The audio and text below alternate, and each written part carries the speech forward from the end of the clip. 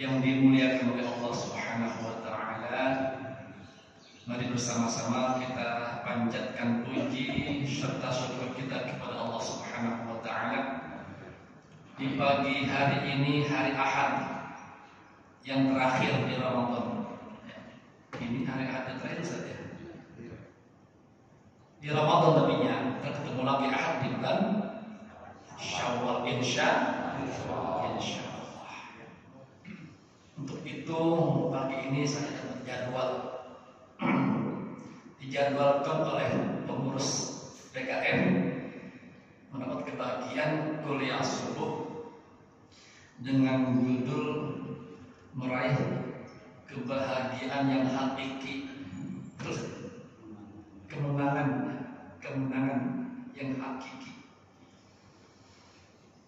Mari bersama-sama kita konsentrasikan diri kita dengan jangan lupa niat i'tikaf di masjid ini. Kalau udah niat i'tikaf, walaupun lambat, niatnya nggak apa-apa. Kalau udah niat i'tikaf, hitungannya ibadah udah. Napas kita jadi ibadah ketika kita niat i'tikaf, walaupun kita dalam bentuk tidur. Mungkin ngantuk dengerin tausiah, ngantuk, kalau udah i'tikaf tetap dapat pahala. Cuman jangan niat tidur. Ke masjid i'tikaf sambil tidur ya. Biasanya kalau yang niat tidur tuh duduk kesenderan. Biasanya supaya nggak rubuh. Kelemahan duduk senderan itu kalau ngantuk jadi batal. Itu masalahnya. Duduknya juga kurus sila. Kurus sila. Kalau sila itu duduk terus ngantuk.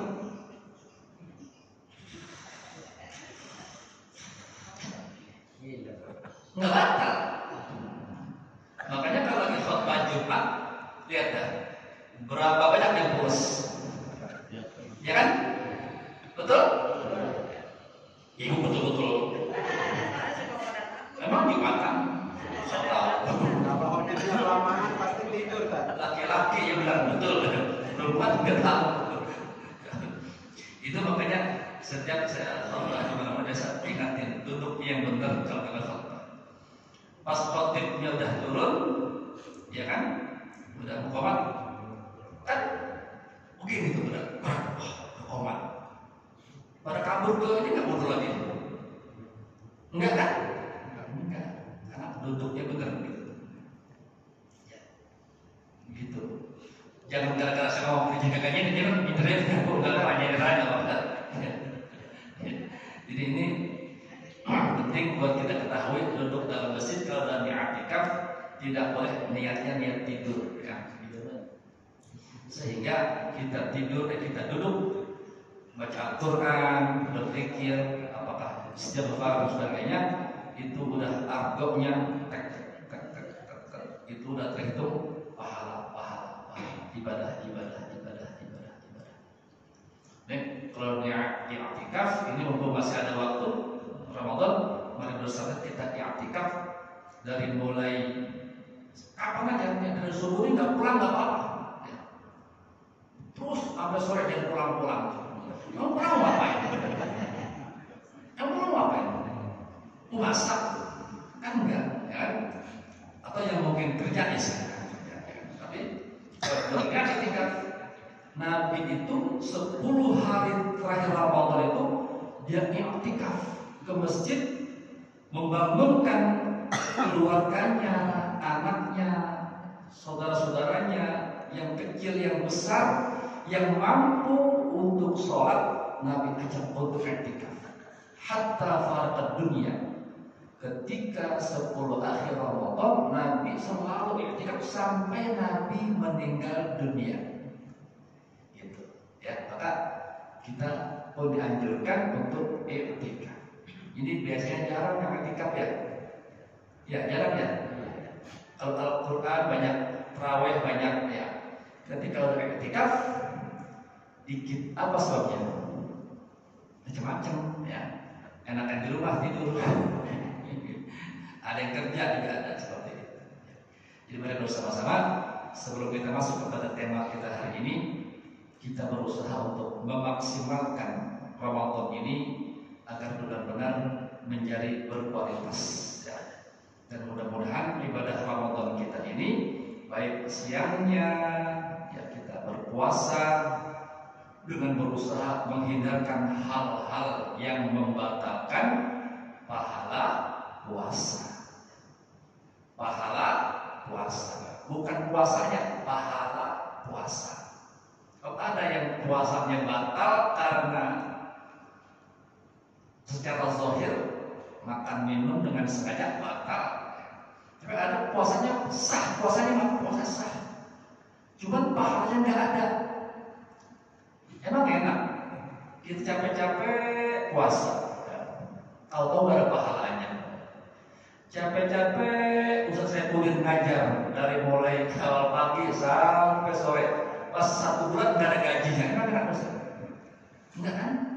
Kita kan manusia biasa nih yang orang awam itu mengharapkan pahala. Kalau udah tingkatannya lain lagi, tingkat tinggi lagi, itu bukan lagi pahala. Puasa, terserah mau pahala kayak enggak, kayak yang penting gua puasa. Menghindarkan hal-hal yang membatalkan pahala puasa, nanti terserah Allah. Itu aja, terserah Allah. Yang penting mudah melaksanakan puasa sesuai syariah. Apa itu diantara yang membatalkan puasa, pahala puasa? Diantaranya apa? Laisa syiyamu minal akli wasyurbi wa innamas syiyamu minal lagwi warrafath.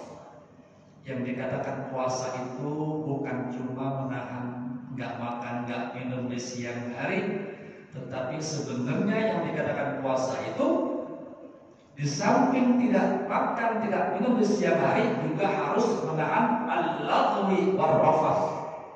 Al-lagwi itu kata-kata perkataan yang tidak berguna. Ar-rafath kata-kata yang kotor. Oh kotor, ya kotor.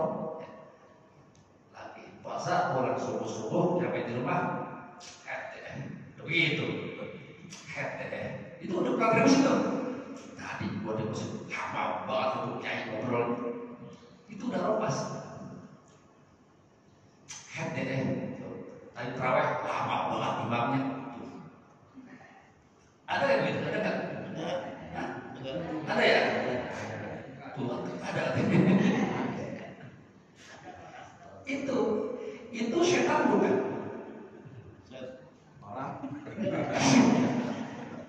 Kan setannya udah dibendek. Udah diikat-ikatin setan.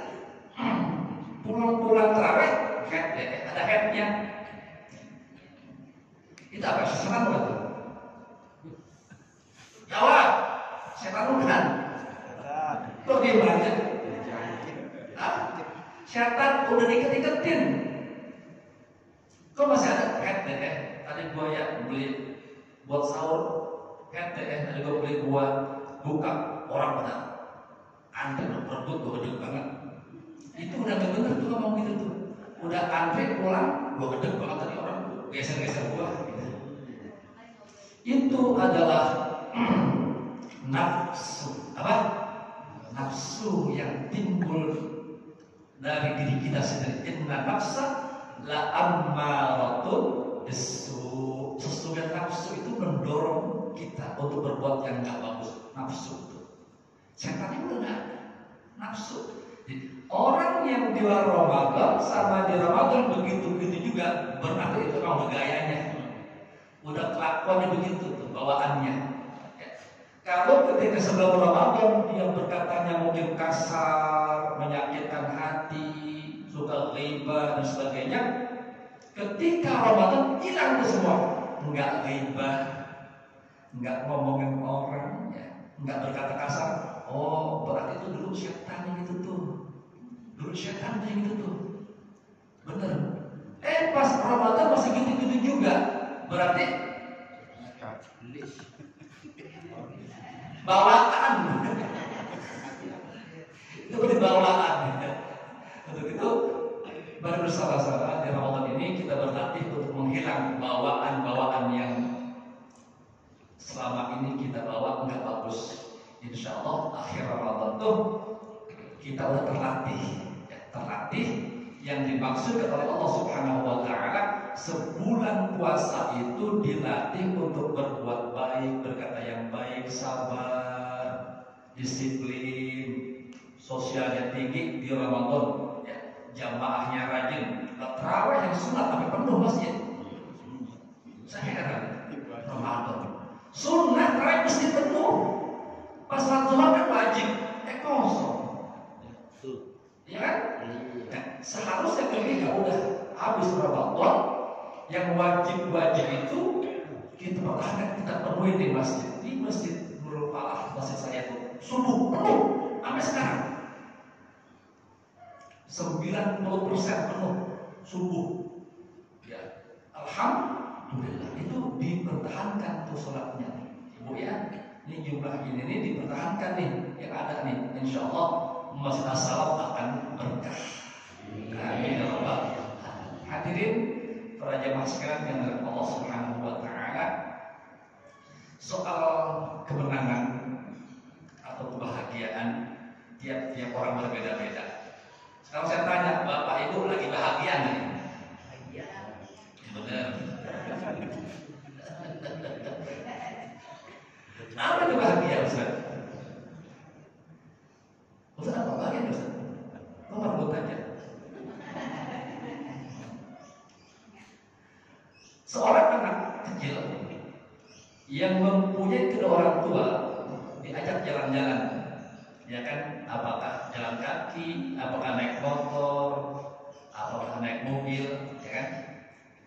Dibawa ke tempat rekreasi sama orang tuanya. Itu kan balon. Ayah, balon. Susah. Orang anak ini kira-kira bahagia nantinya. Minta balon sama bapaknya nggak dikasih. Ayah beli balon ayah. Nggak usah. Buat yang lain, buat yang lain. Hatinya kecewa anak kecil. Atau kedua lagi jalan lagi. Ada orang anak-anak kecil pada beli es krim, ya kan?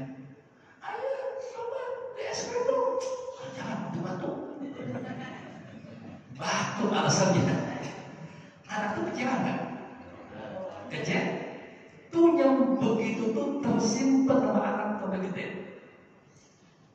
Dulu masih kecil, bapak amannya gua beli es doang gak dibeliin. Tuh kebayang tuh, kita ingat. Jangan lagi ada taman, ada ayunan, ada prosodan. Oh ya, anaknya mau main ayunan prosodan. Ayah, bapak main itu prosodan. Jangan, nanti jatuh, lesuk kan, nggak dikasih lagi. Kecewa nggak tuh? Kecewa. Itu anak sama orang tuanya itu kekecewaan yang timbul oleh permintaan yang enggak dipenuhi, itu akan membuat anak menjadi tidak bahagia. Pas sekolah bebel tuh anak, kebebel, bebel otaknya, nggak pinter-pinter. Apa gara-garanya? Ketika sekolah nggak bahagia karena satu, orang tuanya enggak memberikan kebahagiaan kepada anaknya sehingga berpengaruh kepada jiwanya. Sekolah mas sekolah, pikirannya tadi mengenai beli es, tangannya mau ini, habis ke buku pada coret-coretan. Apa kebayang tadi beli es. Pas pulang, coretan dulu bukunya, bukan pelajaran, kebayang dia. Seorang anak mempunyai orang tua berarti anaknya bergantung kepada kedua orang.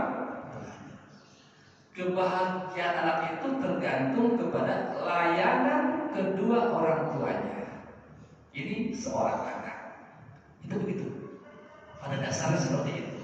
Maka banyak kajian-kajian psikologi psikologi anak itu biasanya anak-anak yang di sekolah itu rada bebel otaknya karena di rumahnya kurang diberikan pelayanan yang baik. Ini itu diantaranya. Ya. Bergantung kepada kedua, menginjak dewasa anak itu sudah berubah lagi, biasanya sudah mandiri dan sebagainya. Sekarang kita ini udah punya istri, punya suami, kita udah punya anak, ya. Sekarang kita ini bahagia nggak, Pak? Pak Ali, bahagia nggak? Bahagia. Apa bahagia itu sekarang? Istri cantik, dia punya anak. Bini atau bahagia, Pak? Iya. Tergantung, ya. Ada yang punya bini lebih dari satu nggak bahagia. Kenapa? Bini yang pertama itu apa? Ngurut-ngurut pun tak ngurut-ngurut. Betul. Ada yang satu bahagia karena apa? Pelayanannya maksimal, ya. Pelayanan maksimal. Sehingga ketika dia ingin mencari istri yang lain, apa katanya? Ini pun udah cukup. Jangan-jangan yang kedua kan nggak begini nih. Kan seperti itu. Istri yang solehah yang bisa membahagiakan suaminya, atau suami yang soleh yang bisa membahagiakan istri itu gitu. Jangan cuma sekedar doang. Jadi istri yang solehah, laki disebut. Jadi laki yang soleh tidak begitu. Banyak sama. Jadi istri yang solehah agar kamu cepat masuk surga kalau meninggal. Ridhonya suami itu adalah membuat kamu istri akan masuk surga. Gitu. Ada nggak ridhonya istri laki masuk surga? Ada? Makanya cari istri yang soleh agar ketika laki yang meninggal dunia maka menjadi surga. Enggak itu. Tapi yang sebaliknya, istri yang solehah yang ketika meninggal dunia suaminya ridho, maka istri itu akan lebih cepat masuk ke dalam surga. Kalau sebaliknya nggak ada. Ada yang sebaliknya adalah soal hutang piutang. Ini begitu. Kalau istri meninggal dunia, maka laki wajib bayar hutang istri kalau istri punya hutang. Bu, kalau hutang bilang-bilang sama laki. Kalau ibu meninggal, lakinya tahu di mana hutangnya. Wajib lakinya melunasi. Sebaliknya, laki meninggal, punya hutang, gini nggak wajib melunasi hutang. Lakinya nggak wajib, Bu. Ya, nggak wajib. Ibu nggak dosa kalau nggak bayar hutang lakinya. Bagian dia untuk mengangkat kita pakai. Itu begitu istilahnya. Ya, nggak wajib dan nggak dosa. Cuman karena istrinya solehah tuh, ya kan, ilok amat ya. Punya bini duitnya banyak, laki meninggal punya utang nggak dibayar, tega amat tuh. Itu karena istri soleh. Tapi nggak wajib. Ibu setiap hari pagi sampai sore bekerja, beribadah, melayan anak, berbuat baik, sedekah. Lakinya dapat pahala gara-gara ibu berbuat yang solehah. Makanya apa? Kalau punya solehah bersyukur, ya Allah, istriku bersedekah, dapat lakinya. Sebaliknya, kalau ibu berbuat jahat, berbuat tidak baik, lakinya dosa. Apa tanggung jawab kelakuan perangai istri laki-laki sebagai pemimpinnya? Satu. Sebaliknya, kalau lakinya berbuat jelek, ibu nggak dosa. Enak ya. Lakinya berbuat jahat, ibu nggak dosa. Itu bukan tanggung jawab ibu, dia buat sendiri. Itu begitu kalau dalam rumah tangga seperti itu. Nah, kembali kita soal kebahagiaan tadi. Tiap orang kebahagiaannya berbeda-beda, tergantung daripada manusia itu sendiri. Berbeda-beda. Pak Pardi mungkin ambil gaji sebulan 20 juta, udah bahagia, alhamdulillah. Ustaz Saifuddin, alhamdulillah gajinya 30 juta berpahala. Pas pulang-pulang bininya marah-marah mulu. Gaji gede, bininya marah-marah mulu. Asal ngeliat lakinya pulang ganteng, tendang pintu, jebret. Emang gak? Ini pasti nih. Nah ini pasti nih. Apa pasti? Ini pasti ada apa nih? Udah curiga aja. Laki pulang-pulang rapi, bukan malah disambut, dicurigain, tendang pintu, jebret. Tanpa bertanya apa. Ini pasti ini. Ada guru soalnya, guru perawat soalnya. Baunya wangi lagi. Baunya bisa begitu, ya bisa begitu. Bagus. Antara pulang jam 3, pulang jam 6. Belum nanya. Tapi kalau isi soleh kan tuh begitu. Laki pulang jangan langsung ditanya dari berapa. Jam berapa Pak tadi? Harusnya Bapak pulang jam 6. Jam 5, kok ini jam 6? Nggak begitu. Sambut dulu lagi. Alhamdulillah, Papa sudah pulang. Capek ya Pak? Bukain bajunya.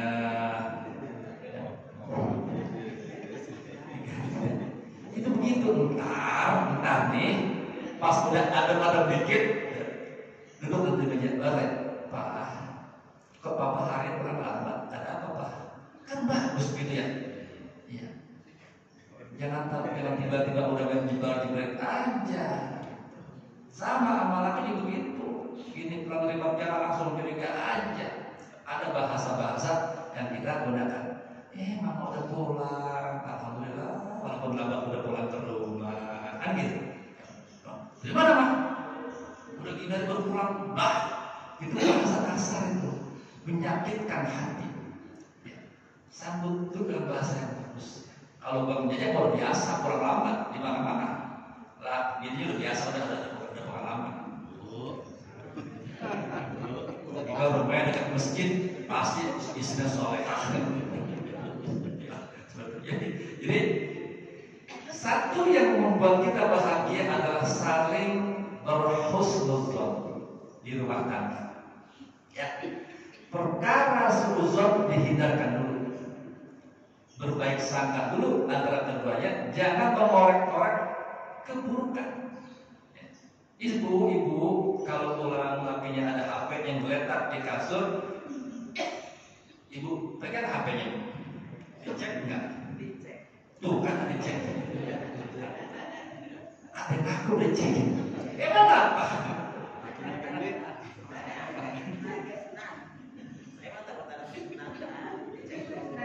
Ini masalah ini. Saya nggak pernah ngecek HP istri. Di Ramadan nih, saya berkata, saya nggak pernah memegang cek handphone bini saya sekarang. Tapi saya tahu kalau handphone saya pernah dicek, saya lihat, saya tahu, saya tandain. Saya kalau saya dia Pak, kalau pulang tuh, ini nih, gitu ya, dibersihin tuh kacanya, gitu, kan bisa, tahu, tinggal kamar mandi. Nanti nggak ke kebun lagi. Ntar lihat, kita ada tulis jari, ada bukan jari-jari ini. Berarti apa? Bini kita ngecek HP kita. Sengaja HP saya nggak pakai Norbit, nggak pakai saya Norbit, pakai Norbit. Main balik ke sana. HP kalau emang itu bersih, jangan pakai pin 11110022. Nggak tahu. Ini berarti udah ada sesuatu dalam ini. Takut dicek begininya, betul?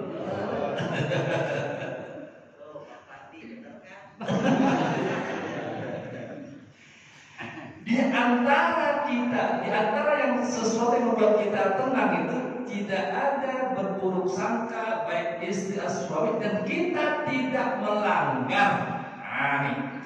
Kita nggak melanggar yang kira-kira kalau nggak sama bini kita tuh nggak bakal terus dicurigain. Orang yang takut sama bini, ketahuan rahasianya, dia pakai itu HP, pakai nomor PIN. supaya ini nggak bisa buka. Tapi kalau kita nggak pernah berbuat jahat, orang apa kan? Dia nggak kebaca tuh. Cuma ibu kalau nggak pakai pin, bapak kalau nggak pakai pin harus tahu juga caranya. Sebelum nyampe rumah, berhenti di warung sebentar. Hapus itu yang kira-kira ada bahasa. Ini mengajarin bu, bukan nasihatin. Jadi kalau ada kata-kata tadi, ya kira-kira ini kalau ini baca, ini bisa kesel nih, ini bisa cemburu nih. Atau ada gambar-gambar yang kira-kira gambar di Cibodas berdua-duaan, hapus dulu, ya. Baru pulang, tahu dan katakan. Yang tahu ketahuan tuh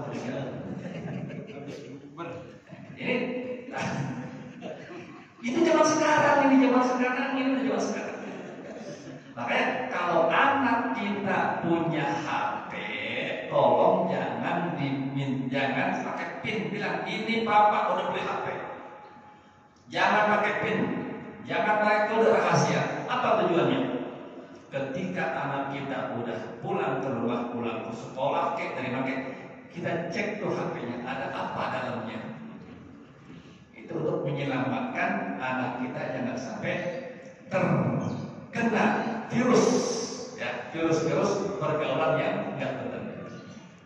Nah, intinya yang pertama adalah untuk kebahagiaan rumah tangga jangan ada saling curiga, saling suhud. Ini soal. Kemudian selanjutnya untuk menuju kemenangan kita, kebahagiaan ya.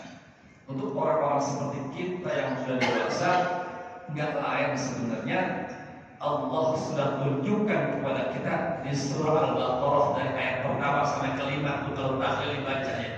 Apalkan semua ya? Alif Lam Mim Dzalikal. Apalkan tuh? Atau balik Bismillahirrahmanirrahim.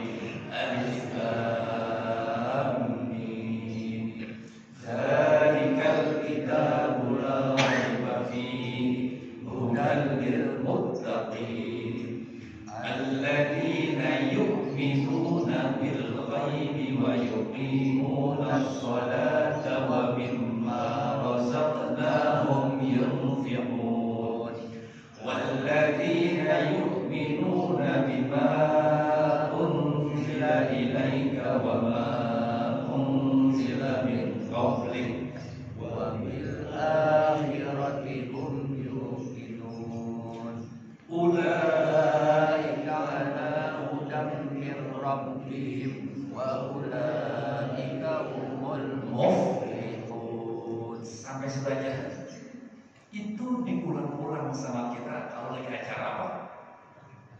Tahlil ya. Itu apa artinya?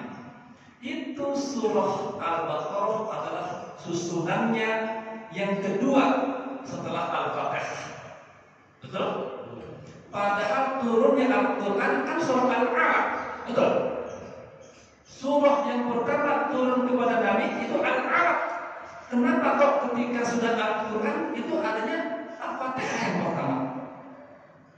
Kedua Al-Baqarah. Ketiga Ali Imran, An-Nisa, Al-Maidah dan seterusnya. Kenapa enggak Al-A'raf? Ada yang jawab? Ada? Kan turunnya Al-A'raf nih. Nabi ya tahu semua Al-A'raf kan? Iqra. Kenapa Iqra dari awal? Ini ada yang banyak tuh, di dalam pengajian. Kenapa surah yang pertama Al-Alaq kok disusun tuh terakhir? Apa kira jawabannya? Jangan malu-malu nih kalau bisa, jangan malu-malu. Kira-kira apa jawabannya? Assalam. Masih assalam. Halo. Ternyata susunan Al-Quran itu Al-Fatihah pertama, Al-Baqarah dan seterusnya adalah mas'alatul tauqifiyah. Apa? Masalah tauqifi. Apa tauqifi? Harus tahu ya. Sedikit saya selitkan. Tauqifi adalah masalah tauqifi adalah yang bersumber dari Allah langsung yang disampaikan kepada Nabi kita Muhammad Sallallahu Alaihi. Enggak bisa dirubah. Itu bukan karangan Muhammad SAW, bukan karangan sahabat, bukan karangan tabi'in. Nabi mendapatkan wahyu dari Allah untuk menyusun susunan itu, Al-Fatihah, Al-Baqarah, seterusnya itu dari Allah Subhanahu wa Ta'ala. Tauqifiyah. Apa? Tauqifiyah. Masalah yang baku udah. Enggak bisa diutik-utik. Maka lebih jelas lagi ketika Ramadan. Nah ini ya, ketika Ramadan itu Nabi baca Al-Quran, malaikat Jibril memperhatikannya, mengajarkannya. Ya dari itu setiap Ramadan Nabi Al-Fatihah, Al-Baqarah terus sahabat mendengarkannya, mencatatnya. Oh, itulah membuat pegangan kepada para sahabat, para ulama bahwasanya Al-Quran itu tauhid. Al-Baqarah gerakan yang kedua ini setelah Al-Fatihah di sini mengandung satu janji-janji Allah bagaimana agar hidup itu menjadi menang dan bahagia adalah alladzina yu'minuna bil ghaib, orang-orang yang beriman kepada sesuatu yang gaib. Apa yang gaib? Surga, neraka, pahala, ya, malaikat, ya semua itu gaib. Kita nggak tahu surga, kita nggak tahu neraka, kita nggak tahu malaikat, tetapi kita beriman ada malaikat nih sekarang nih yang sedang berkumpul dengan kita nggak, kita percaya itu. Dicatat nih yang belum semua dicatat, ada amalan, ada pahalanya. Itu kita beriman. Kemudian kita menafkahkan harta kita di jalan Allah karena ada janji Allah nanti, bukan sekarang. Nanti kita akan diberikan satu balasan yang namanya kebahagiaan surga Allah Subhanahu wa Ta'ala. Walaupun kita tidak mengetahui bentuk surga itu bagaimana, tapi kita yakin, kita percaya bahwa ada janji Allah itu. Maka orang-orang yang berbahagia itu orang yang beriman kepada Allah. Wa may yuti'illaha wa rasulahu faqad faza fawzan 'azima. Siapa yang bertaat kepada Allah dan Rasulnya, dia akan mendapatkan kebahagiaan. Intinya Pak, kalau dibahas panjang banget. Cuma intinya adalah ketika orang bertakwa kepada Allah Subhanahu wa Ta'ala dengan melaksanakan perintah-perintah Allah, menjauhkan larangan-larangan Allah, yakin orang itu akan mendapatkan kemenangan dan kebahagiaan. Cuma masalahnya setan nggak suka sama orang yang beriman kepada Allah, maka ujiannya banyak. Orang yang tahan uji itulah yang istiqomah dalam kebaikan, berbuat amal yang soleh dalam kebaikan dan istiqomah, nggak peduli gangguan-gangguannya, maka orang itu akan mendapatkan kemenangan. Ya. Itu aja sebenarnya bahagian. Bahkan kalau dibahas lagi surah Al-Mu'minun, orang yang berbahagia, yang menang itu orang yang dalam sholatnya khusyuk dan sebagainya dan sebagainya. Intinya, mari bersama-sama kita taat kepada Allah, taat kepada Rasul, laksanakan perintah. Ini akan menjadikan kita menjadi orang yang berbahagia di dunia dan akhirat. Ini aja singkatnya ya. Mudah-mudahan kalau kepanjangan ya, nanti ibu-ibu yang suka, kalau kepanjangan ibu, kalau yang nggak suka bapak-bapak yang lebar nggak suka. Jadi inilah dari saya, kurang lebihnya mohon maaf. Wallahul muwaffiq ila aqwamit thoriq. Assalamualaikum warahmatullahi wabarakatuh. Al-Fatihah.